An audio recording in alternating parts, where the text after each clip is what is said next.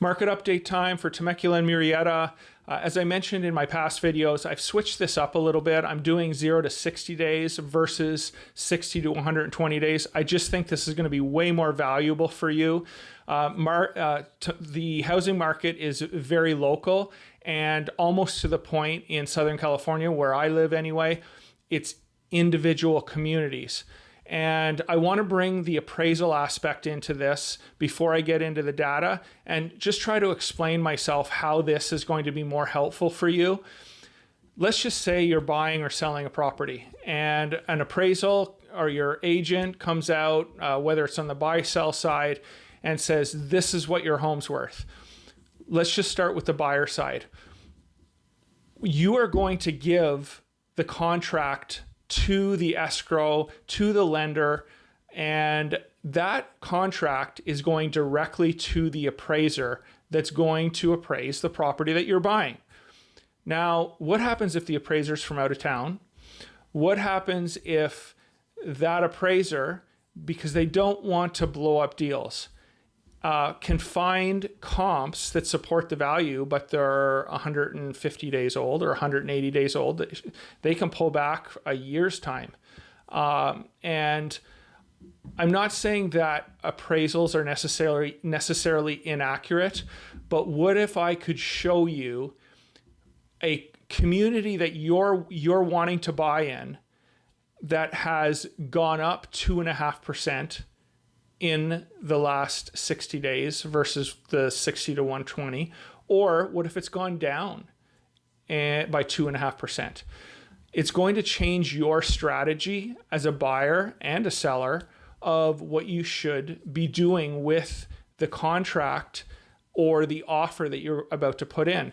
If I'm representing a buyer and I see a community that has gone up 2% in the last 60 days, where it did fall off previous to that, I'm going to tell my buyer, hey, this is a nice home. It has everything that you want.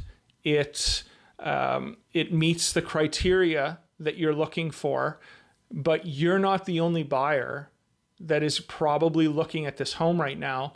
You're going to have to come in or be a little stronger in your offer than maybe a community that is down 2.5%. If I see red in regards to the data that I'm pulling and I'm representing a buyer and that specific community has gone down in the last 60 days, we're definitely asking for closing costs.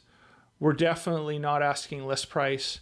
And that is on top of course, looking at comps and just what they are. But comps aren't necessarily up to date if they are pulled 180 days ago. One of the biggest reasons I've switched up and I'm starting to do it this way is because I want you as either a buyer or a seller to basically be able to see what's going on in your community in the last 60 days, because that is the most relevant. It doesn't necessarily mean that your home is not going to come in at 800 on an appraisal or on either side, but I don't want you as a buyer overpaying for a property, and as a seller, I don't want your property, because I'm showing you comps at 800,000 that sold 6 months ago. You're sitting on the market for 55, 60 days, and the real value is 770 at this point. So hopefully these videos really paint a picture of each city, and then what I can do for you, even more specifically, if you want to buy in Temecula, let's just say, but you really like a certain community, I can do the same thing for that community, and I can tell you where the market is trending. Trending is a very, very important word. It's a very, very important concept in the market right now. You want to understand and know what in the last 30 days has this market done in this specific community. And I'm going to be able to show you per city, but make sure that you understand that if you want to buy a home, you call me and I'll do the specific communities that you are looking at, so you are not overpaying or you are not listing your property higher than it should be. So let's get into the video. And I mentioned in the video as well, I'm going to put a link to the blog post that has all of this information. You can read through it. again, if you're buying or selling, please read this. It's very, very, very important for you to educate yourselves on what is going on and comparing these two time frames. So welcome to the Temecula and Murrieta market comparison report. I'm just going to get right into it. I told you enough in the introduction, my reasoning behind doing it this way. But first, we're going to start out with Temecula and then go to Murrieta. The average close price in the last 60 days was $725,344. The previous 2 months was $722. So we had a $2,736 dollar adjustment or gain on over those time periods. And I'm going to have this on my website so you can look over it if you're interested in it, and I will put that in the description. Next, I wanted to go down to, this is sort of interesting to me, sold over asking, sold at asking, sold under asking. So sold over asking, 35% did that from the last 60 days, 35% over the last 60 to 120 days. So that's very, very similar. Sold at asking, it did go up.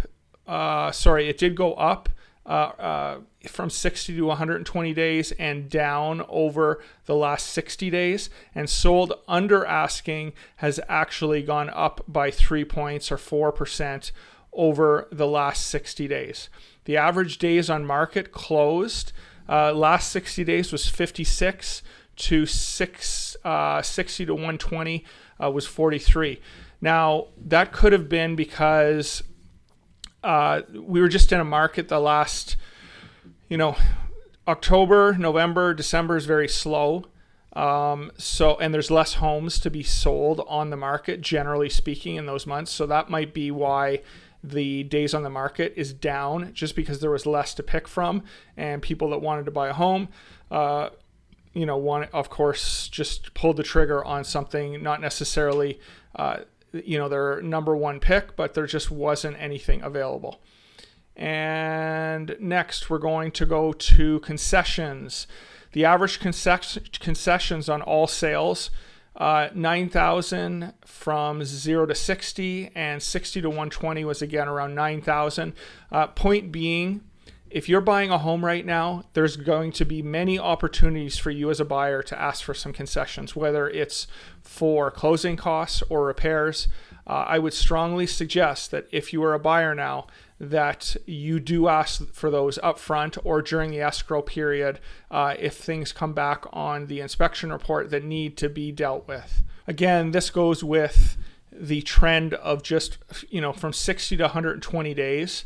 There's just not a lot on the market. And maybe rates were better then, but that's probably why there were more closed sales, more deals to be had, that type of thing. In the last 60 days, there's been 92. I do see in the spring, when the inventory starts to pick up, as long as rates don't go through the roof, that you're going to see the total closed sales rise. Okay, so next we're going to go into the Murrieta market. The average close price from the last 60 days was $699,351, and 60 to 120 days was $701,000, a difference of $1,877. So the market, you could say it's dropped. Bottom line, at that price, it's pretty much stayed pretty even, which is good for the market. I've been saying this for 6 months. I do think that we're going to see slight gains over the next, year or two. I think that, these 10 to 15% a year gains on your home are over. But I do not see the market falling tremendously. There's just not enough supply out there, and the demand to live in these two cities is still high. Okay, sold over asking. Last 60 days, 34% of the homes sold over asking, 32 from 60 to 120 days. Sold at asking, 24%. Sold at asking, 22% on the previous period. And sold under asking, 41%. In the last 60 days, 45% from 60 to 120. Average days on the market have gone up a little bit, 55 days. And I still think that regardless of whether you're in Temecula or Murrieta, I think that you should, if you're trying to sell your home, I think you should shoot for anywhere between 25 and 35 days on the market. I do think when you're getting up to these 50, 45 to 50 days, you are going to lose negotiating power with the prospective buyer. You are going to end up paying more closing costs because they're going to ask for more, that type of thing. So this is never going to change. Always, if you're selling your property, you need to market it and you need to list it at a price that you get that sale within that 20 to 35 day period.